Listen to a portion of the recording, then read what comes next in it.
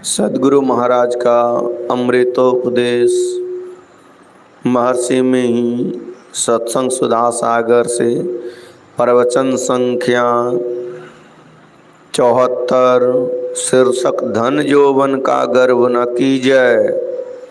धर्मानुरागनी प्यारी जनता, मैंने तो आज तक अपने को कुछ ऐसा नहीं जाना है। अपनी परख और अपनी जांच से मैंने अपने को वैसा नहीं पाया जैसा कि आपने अभिनंदन पत्र देकर मुझे सम्मानित किया है। मैं उसके सर्वथा अयोग्य हूँ। कल भी आप लोगों ने अभिनंदन पत्र दिया था, उसे आशीर्वाद समझकर ग्रहण करता हूँ। आप लोग जानते हैं कि मैं सत्संग के निमित्त यहाँ आया हूँ। सत्संग में संतों के वचनों का अवलंब लेता हूँ। गुरु महाराज की यही आज्ञा है। सन 1909 ईस्वी से लेकर आज 1954 ईस्वी तक संत वचन के आधार पर सत्संग हुआ है, होता चला आ रहा है। संतों के वचन में ईश्वर को मानने का बड़ा आग्रह है। ईश्वर नहीं हो तो संत वचन छूछ है। जो ईश्वर पर विश्वास नहीं करता, संत उससे सहमत नहीं। बहुत लोगों का कहना है कि ईश्वर को बुद्धि के विचार से समझा दो। जो बुद्धि विचार से परे है, उसे बुद्धि के विचार से कैसे समझाया जाए। संत लोग कहते हैं ईश्वर कैसा होता है। या जानो, ईश्वर ससीम वस्तु, व्यक्त वस्तु नहीं है। ईश्वर स्वरूप के लिए व्यापक, व्याप्य, अखंड, अनंता, अखिल अमोघ शक्ति भगवंता तथा राम स्वरूप तुम्हार वचन अगोचर बुद्धि पर अविगत अकथ अपार नेति नेति नित निगम कहा। गोस्वामी जी ने कहा है वह स्वरूपतः अपार अर्थात असीम है। इस पर सोचो कि ऐसा कुछ हो सकता है या नहीं। अपार यानी जिसकी सीमा नहीं हो सकती हो, किसी परिधि से घेरा नहीं जाए, ऐसा कुछ हो सकता है या नहीं। यदि कहो कि सब ससीम ही ससीम है, तब प्रश्न होगा कि सब ससीमों के पार में क्या है। इसके उत्तर में बिना असीम कहे प्रश्न हल हो नहीं सकता। यदि को कि सब ससीमों को जोड़कर एक असीम होगा, तो यह हो नहीं सकता कि सब ससीमों को जोड़कर असीम हो गया। सबसे पहले का जो है वह असीम अवश्य है। यदि उसे ससीम मानो तो उसकी सीमा के पार में कुछ और क्या होगा, वही असीम होगा। तब उसी असीम को क्यों नहीं परमात्मा माना जाए। सभी संतों यानी संत कबीर साहब, नानक साहब, पलटू साहब, तुलसी साहब, उपनिषद आदि सभी के वचनों में यही है कि ईश्वर स्वरूपतः अनंत है। थोड़ा तर्क और विचार भी दृढ़ कर देता है कि एक अनंत तत्व परमात्मा अवश्य है।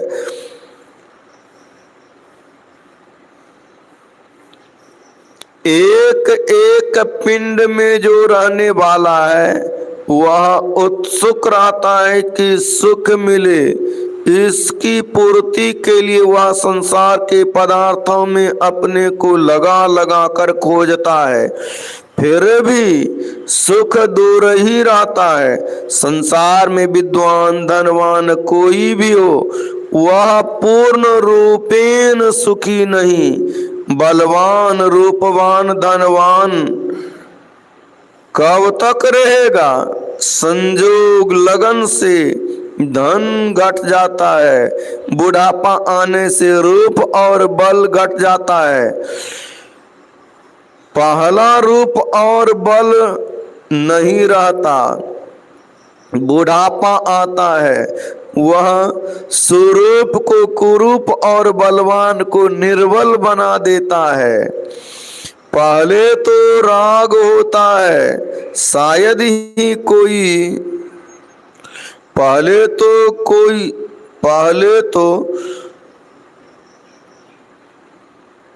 रोग होता है, शायद ही कोई रोग से बचती हो। इसीलिए कबीर साहब ने कहा, धन जौवन का गर्भ न कीजिए, झूठा पचरंग चोल रे। कितना भी सुंदर शरीर हो, एक दिन अवश्य छूटेगा।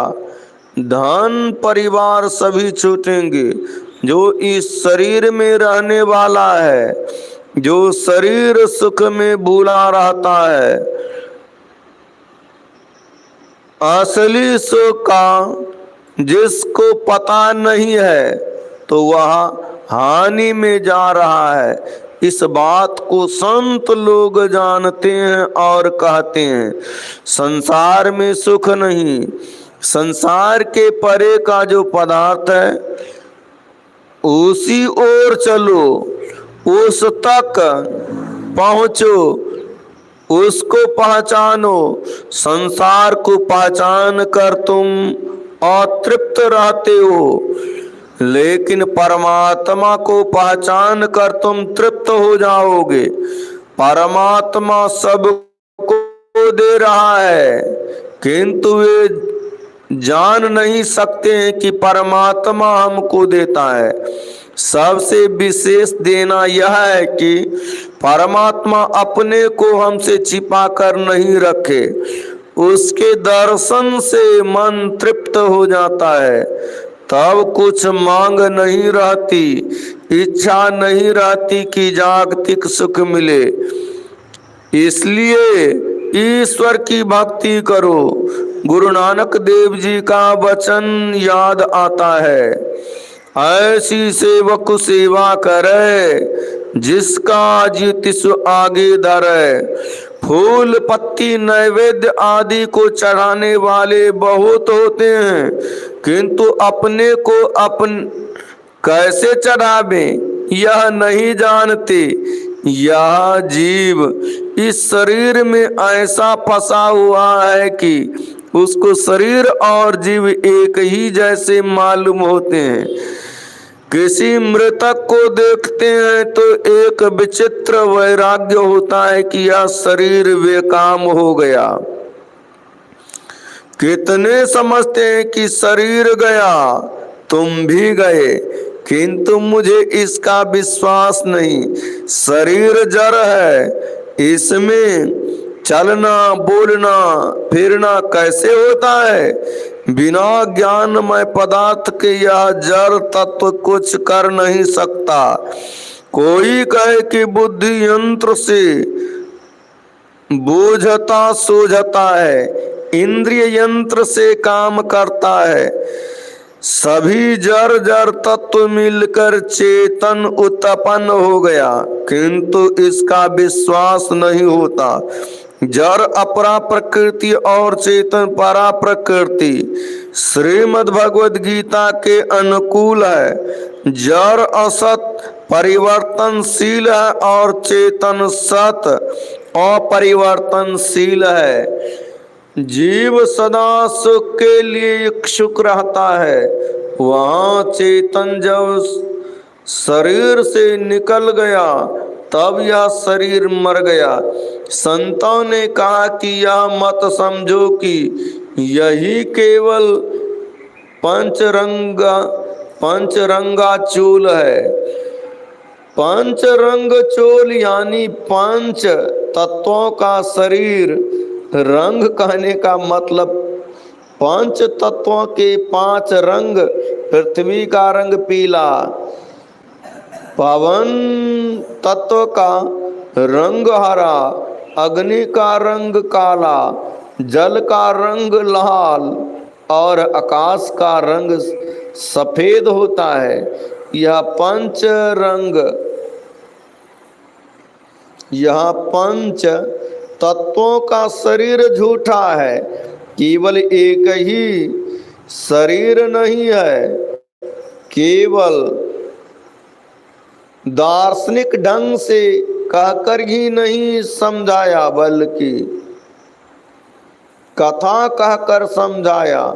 सावित्री और सत्यवान की कथा से ज्ञात होता है कि स्थूल शरीर के अंदर सूक्ष्म शरीर भी है। सूक्ष्म शरीर को स्थूल शरीर से लिंग शरीर को निकाला था, तब सत्यवान मर गया था। जब उसी लिंग शरीर को यमराज ने स्थूल शरीर में प्रवेश करा दिया तो सत्यवान जीवित हो उठा। मतलब यह कि शरीर के अंदर शरीर है। साथ ही साथ यह भी सीखना चाहिए कि पातिव्रत धर्म कितना बड़ा धर्म है। जिस प्रकार स्त्रियों के लिए पातिव्रत धर्म है, उसी प्रकार पुरुषों के लिए पत्नीव्रत धर्म है। जैसे श्री राम ने इस धर्म का पालन किया था, एक पत्नीव्रती पुरुष की आध्यात्मिक शक्ति बढ़ती है। खैर, यह एक छोटी सी शाखा निकली थी, उसे छोड़ दीजिए और अब अपने मूल विषय पर आइए। जड़ शरीर चार हैं, स्थूल, सूक्ष्म, कारण और महाकारण। ये चारों शरीर छूट जाएं, चेतन आत्मा पर कोई आवरण नहीं रहे, अकेले रहे, तब ईश्वर कहीं छिप नहीं सकता।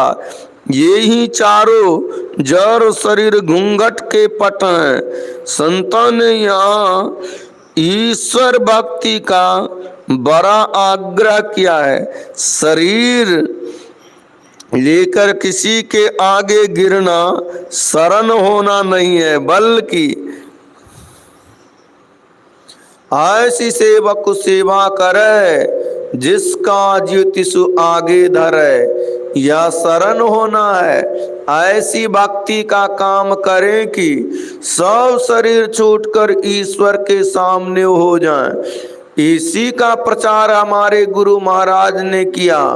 इसी भक्ति पर संतों का बड़ा जोर है। यह विषय तो गहरे ग्रंथ में अवश्य है, किंतु बहुत कम लोग जानते हैं। यह सब कहने से लोगों को मालूम होता है कि कोई नई बात कह रहे हैं, किंतु बात पुरानी है। चारों शरीरों से निकल जाए तो आप ईश्वर के सामने हो जाइएगा। इसके लिए सोचिए कि यह कैसे होगा। आप नित्य प्रति सोते जागते हैं। जागने से गहरी नींद में जाने के समय एक अवस्था तंद्रा होती है। उसमें सबको मालूम होता है कि बाहर की तरफ से बेखबरी हो रही है और कुछ कुछ ज्ञान भी होता रहता है। शरीर की शक्ति भीतर की ओर खींचती है, फिर बाहर की ओर से अचेत हो जाते हैं। एक ही बिछावन पर और कुछ हो तो आपको उसका ज्ञान नहीं होता। इसी तरह साधना द्वारा बाहर स्थूल तल से छूटना हो सकता है जब आप भीतर प्रवेश करें। इसलिए संतान ने अंतर्मुख होने कहा। जैसे जैसे भीतर चलेंगे वैसे वैसे घूंघट उतरते जाएंगे।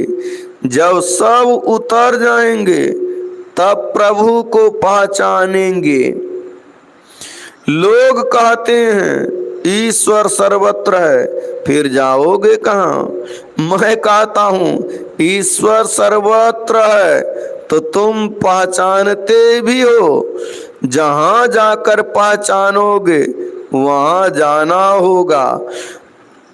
परमात्मा सर्वत्र है। संत कबीर साहब ने कहा, सबकी दृष्टि पर अविनाशी, बिरला संत पिछाने, कहे कबीर यह भरम की बारी, जो खोल सो जाने। परमात्मा सब जगह है, पहचान में क्यों नहीं आता? परमात्मा स्वरूपतः अनादि अनंत असीम है, वह सर्वव्यापक है। जो सर्वव्यापक है वह सबसे विशेष सूक्ष्म है। जो सबसे विशेष सूक्ष्म है उसको इंद्रियों से कैसे पकड़ सकते हैं? इंद्रियां स्थूल हैं। जैसे आंखों पर पट्टी बंधी रहने से बाहर का दृश्य नहीं देखा जाता, उस पट्टी को हटाने से देखा जाता है। उसी प्रकार शरीर पट्टी को हटाइए तब ईश्वर के दर्शन होंगे। इसके लिए भक्ति कीजिए। भक्ति का अर्थ सेवा है। भूखे को खिलाना, प्यासे को पानी पिलाना, दुखियों की सेवा करनी भक्ति है। किंतु ईश्वर को क्या चाहिए? उनको तो खाना पीना कुछ नहीं, सोना जागना कुछ नहीं। वह तो ऐसा है कि सबको खिलाता है, वह खाता नहीं। सबको पहनाता है, वह कुछ नहीं पहनता। सब कोई सोते हैं और वह जग कर पहरा करता है। फूल पत्ती आदि चढ़ाते हैं, यह आपका प्रेम है। इसके द्वारा आप अपने को ईश्वर की ओर लगाते हैं, किंतु ईश्वर को ये सब चीजें कुछ नहीं चाहिए। ईश्वर सर्वव्यापी हैं, सर्वगत हैं। सर्वरूपी कहने से सगुण होता है और सर्वगत कहने से निर्गुण होता है। सगुण और साकार कहने से दो का बोध होता है। सगुण अर्थात गुण सहित, साकार अर्थात आकार सहित। आशय यह है कि कोई बिना गुण का है, उसने गुण को धारण किया तो सगुण हुआ। कोई निराकार है, उसने आकार धारण किया तो साकार हुआ। भक्ति ऐसी होनी चाहिए कि स्थूल सगुण साकार से आरंभ कर निर्गुण निराकार के पार तक पहुंचा जा सके। यह पवित्र मंगल कार्य सबको करना चाहिए, किंतु कैसे कीजिएगा? हाथ में गोबर लगा रहे तो उसको इत्र दान में डुबाना ठीक नहीं होगा। उसी प्रकार हृदय को विकारों से, पापों से अपवित्र कर परमात्मा को कैसे छू सकते हो? इसलिए अपने को पवित्र बनाओ, यानी झूठ, चोरी, नशा, हिंसा और बेविचार से अपने को बचाकर रखो और अंत साधना करो तो प्रभु को पाओगे। श्री सद्गुरु महाराज की जय। औषधि करे और पथ रहे, ताका वेदन जाए। कोई आदमी अपने रोग निवारण के लिए औषधि तो करे, किंतु पथ्य नहीं करे तो रोग कैसे छूटेगा? अंतर्मुख होइए, पवित्र रहिए और ईश्वर का भजन कीजिए, कल्याण होगा। श्री सद्गुरु महाराज की जय। यह प्रवचन मुंगेर जिला अंतर्गत जमालपुर निवासी राय बहादुर श्री दुर्गा दास जी तुलसी के आवास पर दिनांक